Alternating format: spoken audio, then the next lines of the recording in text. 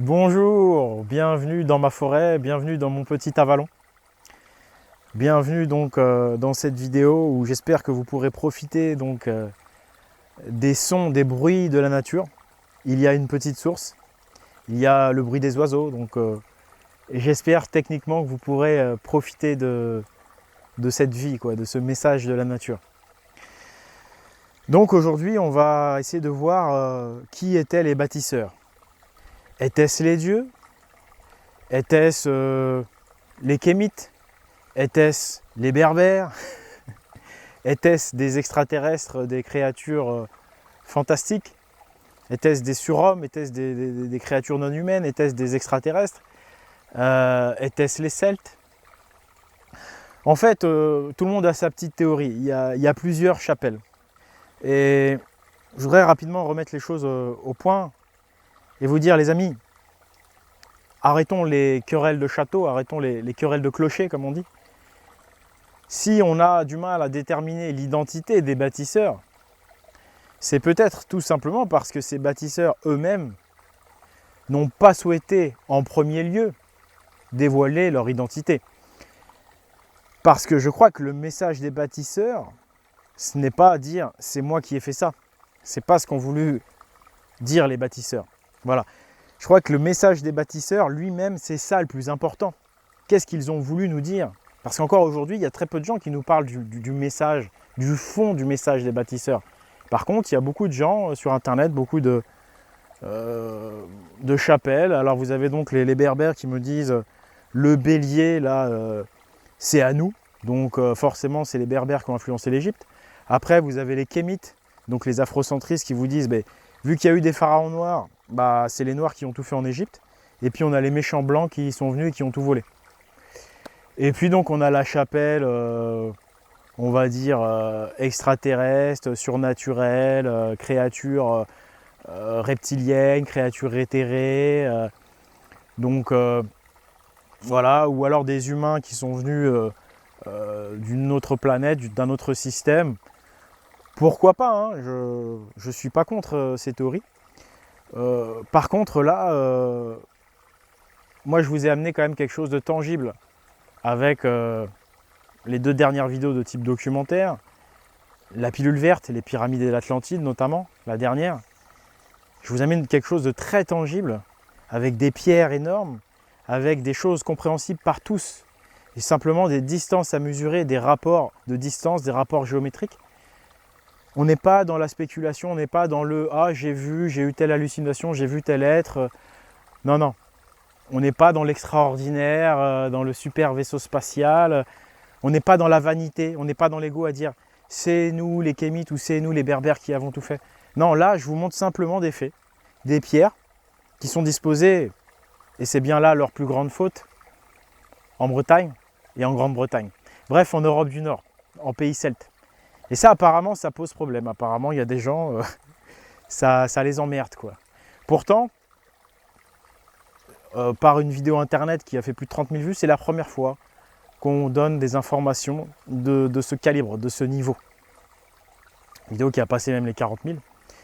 Pourtant, pas forcément aidée, hein, pas forcément relayée, bizarrement. Oui, je crois qu'effectivement, le fait que ça se trouve en Europe du Nord et que donc ça s'associe de manière naturelle à l'ancienne civilisation européenne, ça dérange beaucoup. Comme s'il y avait des intérêts politiques qui influençaient tous ces chercheurs de vérité.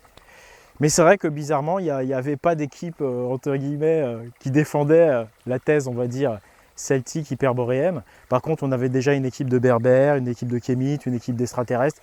Ça, il y en a plein partout. Et donc, comme eux, ça repose pas sur grand-chose, en fait, et que là, j'amène des choses qui pèsent des mégatonnes, hein. On pourrait dire que j'ai jeté un menhir dans la mare, vous voyez. J'ai jeté un gros menhir dans la mare et je vous ai dit, voilà, ça ne sert à rien de chercher sur la planète Vénus ou de chercher au fin fond de l'Afrique ou de l'Amérique. Encore qu'il y a des choses effectivement très intéressantes, on va y revenir. Mais déjà, regardez un petit peu chez vous, quoi. À 10 km de chez vous, à 200 km de chez vous, il y a des choses 10 fois plus lourdes et 10 fois plus parlantes. Donc voilà, bon, je vais fermer cette parenthèse pour les querelles de clocher. Sincèrement, ce n'est pas le but, parce que vous allez voir que de toute façon, ces bâtisseurs, effectivement, on a du mal à déterminer leur identité, parce que c'est pas ça leur message. On est une société qui est trop dans l'ego, et ça se voit avec ces querelles de clocher, c'est moi qui l'a fait, c'est mes ancêtres à moi. Calmons-nous, calmons-nous, regardons le message, parce que c'est bien un message. Pourquoi ont-ils utilisé des pierres énormes? Parce que la pierre, c'est la seule chose qui dure. Le papier, ça vient de papière. C'est-à-dire que le papier, n'importe quel livre, au bout de plusieurs siècles, il se décompose, il ne reste pas. Ensuite, comment transmettre un message vieux de 6000 ans minimum? Oui, vieux de 6000 ans minimum, voire plus. Quand on sait qu'en 6000 ans, les civilisations se font et se défont. Et les langages aussi, les écritures, la langue elle-même se modifie. Qu'est-ce qu'on pourrait trouver pour pouvoir transmettre un message à travers les millénaires? Eh bien, les mathématiques. Voilà, tout simplement, des choses simples, des angles droits, des rapports de distance, le nombre d'or, pi. Ça, c'est des choses qui sont compréhensibles par le monde entier, quelle que soit la langue. Donc, effectivement, là où ça dérange aussi beaucoup de gens, c'est le fait que ces anciennes civilisations connaissaient les mathématiques de façon avancée, l'astronomie. Bref, ils avaient des connaissances scientifiques tout à fait comparables aux nôtres. Et ça dérange beaucoup Fernand Nathan. Ça dérange beaucoup les cours d'histoire officiels.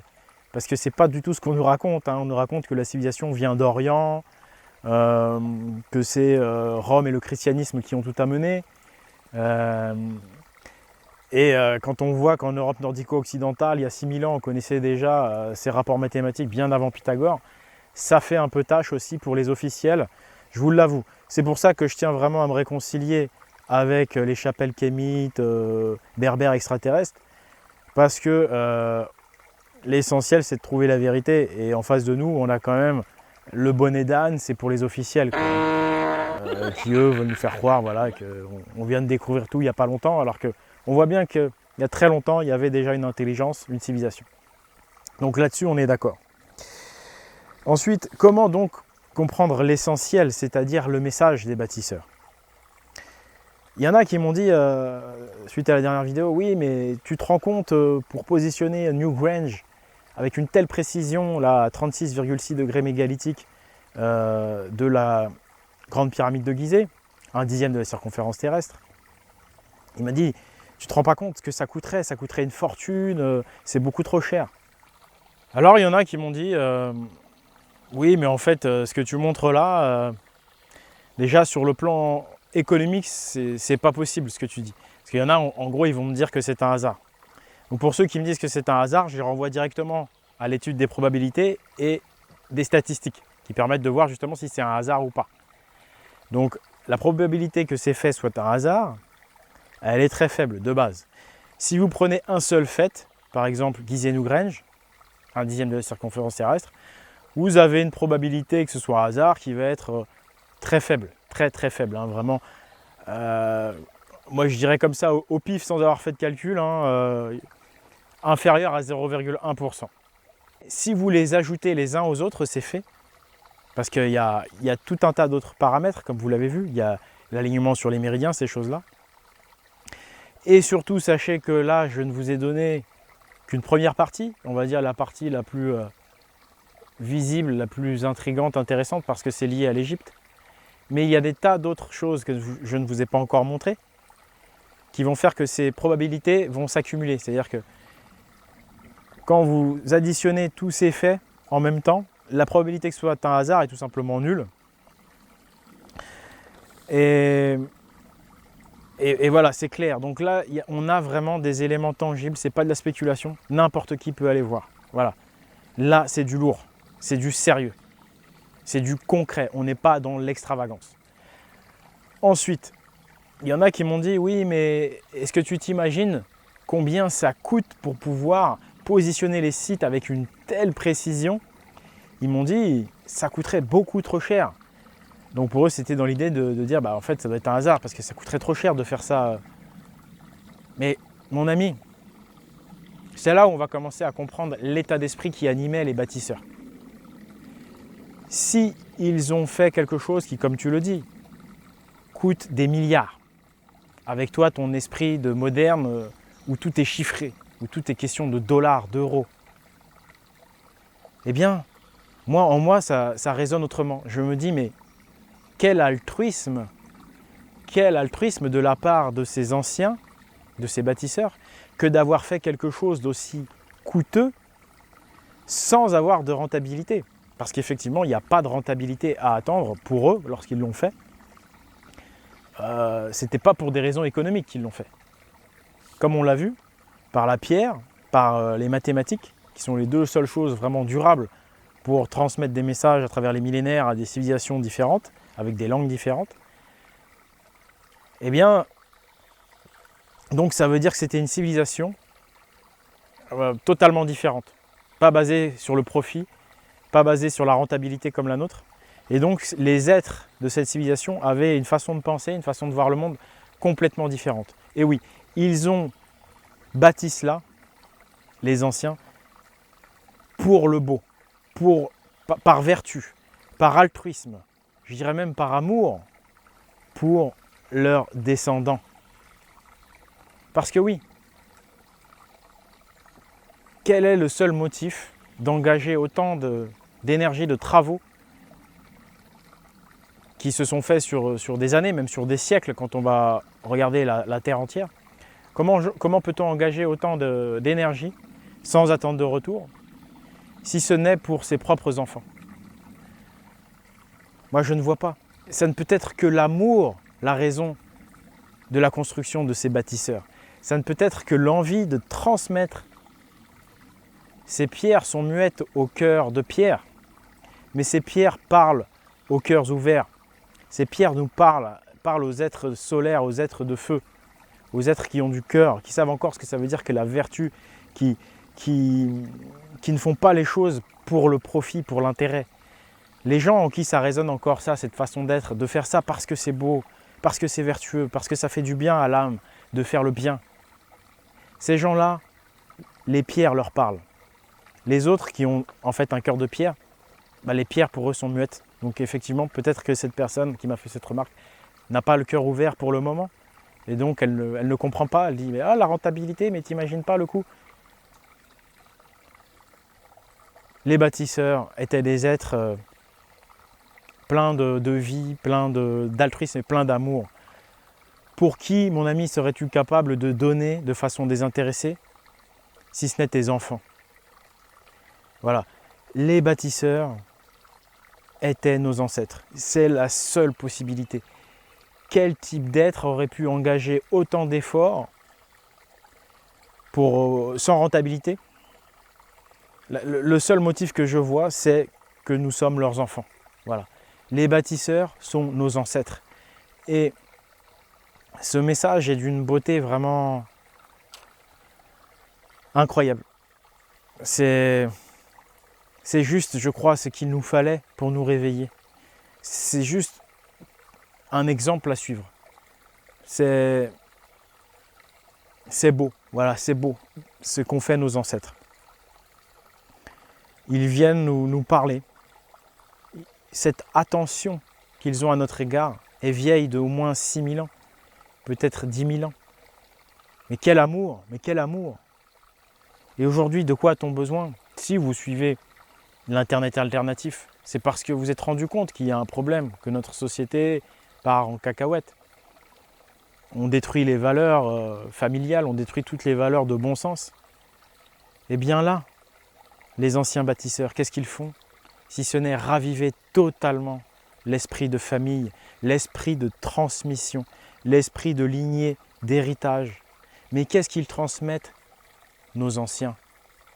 Certainement pas la maison du beau-père ou la maison du grand-père. Non, ils n'en ont rien à faire de l'héritage matériel. L'héritage qu'ils nous transmettent, c'est un état d'esprit, ce sont des idées, c'est un exemple à suivre. C'est ce que cela me fait quand je regarde les constructions de nos ancêtres, car cela n'a peut être que, c'est tout simplement de la transmission. Et nous avons vu donc récemment les sites égyptiens, les sites européens, mais il y a des sites sur les 4 coins de la Terre. Il y a des sites partout, tout autour du monde. Il y a des sites en Amérique latine, en Mésoamérique, il y a des sites en Chine, en Asie. Les Dogons du Mali sont au courant de cette culture. Les Dogons du Mali ont plus d'informations que nous, occidentaux. Nous, les occidentaux, tout sûrs de nous-mêmes, pensons avoir tout inventé, pensons tout connaître. Eh bien, on regarde les bâtisseurs, on se dit mais ça peut être que des extraterrestres, ou des choses comme ça, des choses extravagantes. Et puis on va voir les tribus d'Amérique latine, on va voir les Dogons du Mali, on s'aperçoit qu'ils en savent plus que nous. Vous avez les descendants des Mayas qui vous disent que les gens qui ont fait ça, ce sont les dieux. Ils vous parlent des dieux. Les Dogons disent qu'ils viennent de Sirius. Par contre, en Amérique latine, ils vous disent qu'ils viennent de la mer. C'est concret là. Et en Amérique latine, on vous dit, bah en fait, c'est... Ils vous les décrivent, c'est des blancs en fait. C'est des blancs, souvent ils avaient une barbe. Donc souvent assez âgés. Des sages quoi. Et ils sont venus par bateau. Ah merde, ils sont les extraterrestres. Bon alors les Dogons parlent de Sirius. Ah oui mais mince, en fait Sirius c'est l'étoile du printemps. C'est-à-dire que les anciens, et dans une civilisation libre où tu n'as pas besoin d'une montre ou d'un calendrier électronique, eux les anciens, africains, américains, blancs, tous, ils regardaient les étoiles pour savoir à quelle époque de l'année ils étaient. Tout se faisait par rapport aux étoiles ou par rapport au soleil pour savoir l'heure qu'il était, par rapport à la lune. Ils regardaient le ciel et eux ils avaient tout, voilà. Dans le ciel il y avait tout décrit, tu vois. Et donc eux, la planète Sirius, désolé pour ceux qui croyaient qu'ils venaient de Sirius, les dieux, c'est simplement l'étoile du printemps. Et c'est au printemps que les navigateurs naviguent sur les océans. Donc c'est au printemps que c'était la saison où les bâtisseurs, les architectes bâtisseurs en fait, arrivaient. Parce que oui, ce ne sont pas que ces marins atlantes qui ont construit ces choses-là. C'est aussi les peuples africains, américains, asiatiques, donc européens eux-mêmes bien sûr, mais en fait tous les peuples de la Terre sont les bâtisseurs. C'est-à-dire que vous qui êtes africains, qui prêchez pour les Kémites, ouais c'est nous les plus puissants, c'est les Kémites. Simplement, sortons de ce délire égotique, apercevez-vous que c'est la collaboration de tous ces peuples avec des architectes atlantes qui a permis l'édification de ces bâtiments. Ce sont effectivement les ancêtres de toute l'humanité qui ont participé à ce chantier. Les ancêtres africains, les ancêtres américains ont aussi participé à ce chantier. Par contre, quand même, quand on regarde toutes les mythologies du monde, excusez-moi, c'est pas politiquement correct, il semblerait que les architectes, les maîtres d'œuvre, c'était des druides. En tous les cas, c'est quand les Américains te le décrivent, quand tu lis la mythologie sumérienne, des poissons à tête de bélier, excuse-moi, l'allégorie, le bélier, bref, le poisson c'est celui qui vient de la mer encore une fois, donc c'est des gens qui viennent de la mer avec des têtes de bélier, comme les casques des navigateurs atlantes, les casques vikings, là c'est... Alors effectivement, il y en a qui vont dire non mais les vikings n'avaient pas de casque à cornes, c'est vrai puis c'est faux. Qui dit ça encore une fois? C'est la même équipe. En réalité c'est uniquement le capitaine du bateau qui porte le casque à cornes. Voilà. Donc en fait, si, il y avait des vikings qui avaient des casques à cornes, c'était les capitaines des navires. Voilà. Les vikings ont perduré cette culture atlante jusqu'à il y a 700 ans, il y a 1000 ans. Quoi. Voilà pourquoi on me chie dessus depuis que j'ai créé ma chaîne de vikings. Voilà pourquoi je suis diabolisé. Voilà pourquoi on ne veut pas qu'on parle des vikings. Parce que les vikings mènent les Européens directement à leurs ancêtres, à eux, et à la compréhension du message des bâtisseurs. Ce message des bâtisseurs est déjà compris par les Mayas, par les Dogons du Mali, parce que eux ont gardé leur tradition. C'est-à-dire que maintenant on va aborder le point de la rupture de transmission qu'il y a eu. Pourquoi est-ce que donc les descendants mayas, les gens des tribus, soi-disant des arriérés, en savent plus que nous sur les bâtisseurs? Tout simplement parce qu'eux ont gardé leur transmission dans la famille. Ces pierres donc nous parlent, sont un témoignage d'amour pour nous, un exemple à suivre, surtout à l'époque actuelle. ça revigore l'esprit familial et l'esprit de transmission de grand-père à petit-fils, de grand-mère à petite-fille, etc., etc. La transmission au sein de la famille a été stoppée malheureusement en Europe par un soi-disant progrès qui a été la création de l'école par Charlemagne. Comme si la création de l'école était un progrès, ou surtout comme si avant la création de l'école par Charlemagne, les gens étaient bêtes, n'avaient aucune instruction. Ça, c'est encore un préjugé faux et stupide. Les gens n'étaient pas bêtes, les gens étaient instruits différemment. Ils étaient instruits au sein de la cellule familiale elle-même, qui, dans la société ancienne, traditionnelle, hyper-boréenne, encore mise en place chez certaines tribus africaines, est basée sur le clan et la tribu.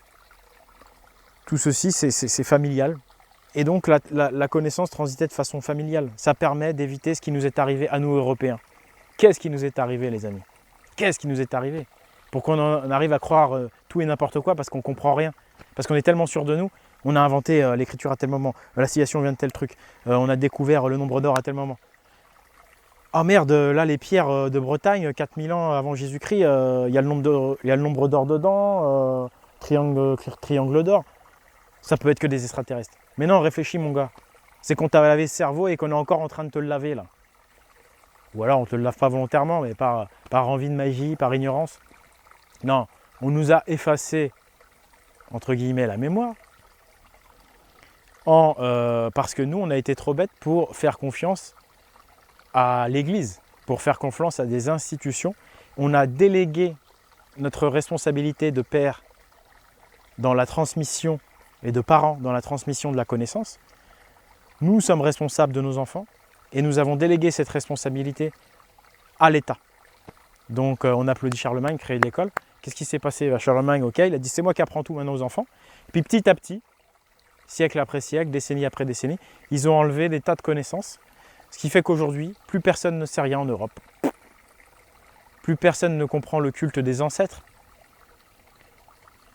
Alors qu'en réalité, pourquoi il y a un culte des ancêtres dans la tradition gauloise, celtique, viking, chez les Africains, chez les Américains descendants mayas? C'est parce que ces ancêtres-là, c'est qui? C'est ces gens-là, c'est ces gens fabuleux, grands dames, vertueux, qui ont construit ces fabuleuses pierres qu'aujourd'hui on serait... Enfin, ces fabuleuses pyramides aussi, ces fabuleux monuments sur toute la Terre. Aujourd'hui, on ne serait pas capable de le refaire. Voilà pourquoi ils sont révérés, divinisés. Donc, nous, on a complètement oublié ça. La notion de transmission, la notion d'ancêtre en Europe, on a complètement oublié ça parce qu'on a délégué et on s'est fait abuser. Exactement comme aujourd'hui, vous le voyez. Mais vous voyez, mais ouvrez les yeux. Les cours d'histoire sont modifiés en permanence. Maintenant, on enseigne la colonisation. Moi, à mon époque, c'était autre chose. Dans 20 ans, ce sera encore autre chose. Je vous jure, si on continue comme ça, dans 100 ans, on aura oublié qu'il y avait un État qui s'appelait la France. On aura oublié que Louis XIV existait. Et on vous dira, bah oui, Louis XIV, c'est des légendes dans 100 ans. Vous verrez? Vous paraît combien? On vous dira, ah, la France, un pays soi-disant où il y avait des blancs. Mais c'est des légendes racistes, ça. Il n'y a jamais eu de blancs en Europe. Il n'y a toujours eu que des métis. Ça nous pend au nez. Enfin, c'est un autre débat. C'est un autre débat, mais soyez honnêtes. Soyez honnêtes. Vous voyez bien qu'on modifie l'histoire comme ça. Et il en est de même donc pour toutes ces mythologies, légendes qui, certes, ne sont pas à prendre au premier degré, mais qui en réalité ne sont pas que des mythologies et des légendes. On a heureusement une toute petite poignée de traditions orales en France. Franchement, je crois qu'on les compte sur les doigts d'une main. Et elles corroborent effectivement avec ce que racontent les Mayas, avec ce que la mythologie nous dit si on décrypte la chose. Bref. Mais il est vraiment important de comprendre, chers amis, qu'on s'est tout simplement fait flashouiller par des agents Men in Black. Voilà, les agents Men in Black, tu vois, tu te rappelles le film là, tu regardes, tu oublies tout. C'est ces mecs qui vivent au-dessus de la société. Bah, pour moi, ces mecs-là, c'est un peu les curés, tu vois, c'est un peu tous ces mecs-là qui nous disent non, non, ça c'est péché, ça c'est bien, ça c'est pas bien. Ils nous ont flashouillé la mémoire. Voilà, les agents, pour moi, c'est grosso modo, c'est des curés. Tu vois. Et puis aujourd'hui, il n'y a plus de curés, mais c'est des journalistes, tu vois. Ils te disent non, ça c'est pas bien, t'es un méchant. Ah là, c'est bien, t'es un gentil. On s'est fait flashouiller la mémoire. Maintenant, pour revenir sur le sujet, il n'y a que des parents qui peuvent donner autant d'énergie gratuitement. Ils ne peuvent le faire que pour leurs enfants. Et ça nous fait du bien au cœur. C'est un exemple à suivre. C'est un message d'amour. Et donc, en ce sens, ces ancêtres ont mérité d'être appelés les dieux. On ne les appelait pas les dieux de leur vivant, mais on a commencé à les appeler les dieux quand on s'est rendu compte qu'on n'arrivait plus à édifier pareille harmonie, pareille civilisation sur la terre. Donc ces grands ancêtres bâtisseurs, ce sont des créateurs et ce sont des gens qui ont donné de façon désintéressée, exactement comme Dieu. Dieu, sur le plan métaphysique, il donne en permanence et il est créateur. C'est exactement ce qu'ont fait les bâtisseurs. Ils ont été à l'image de Dieu. Ils ont créé et ils ont donné sans attente de retour. Par conséquent, quand vous voyez que la civilisation se dégrade, comme ce fut le cas pour la civilisation de l'Atlantide qui a donc disparu, quand vous racontez ces légendes et ces traditions, vous finissez par diviniser ces grands ancêtres parce que vous vous rendez compte qu'on n'arrive plus aujourd'hui à les imiter. On n'arrive plus à être habité par cette vertu. Enfin, on n'arrive plus. En réalité, ce sont les agents Men in Black qui font tout pour que notre cœur reste de pierre et ne comprennent pas ce message de feu qui abrite ces pierres.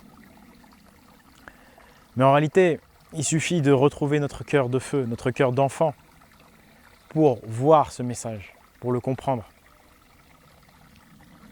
Donc, voilà, nos ancêtres ont été à l'image de Dieu. C'est pour ça qu'ils ont mérité ce surnom de Dieu. Mais on a toujours dit, n'oubliez pas, les dieux. Il y a une grosse différence quand on dit les dieux. C'est-à-dire qu'ils ont été à plusieurs pour le faire. C'est une équipe, c'est une osmose, c'est une alliance. Quand on parle de l'Atlantide, on parle de l'alliance universelle des peuples. Quand vous allez en Amérique latine, les temples ont une certaine forme. Ils ont une autre forme lorsqu'ils sont en Asie, une autre forme en Afrique, une autre forme en Europe. Pourquoi ?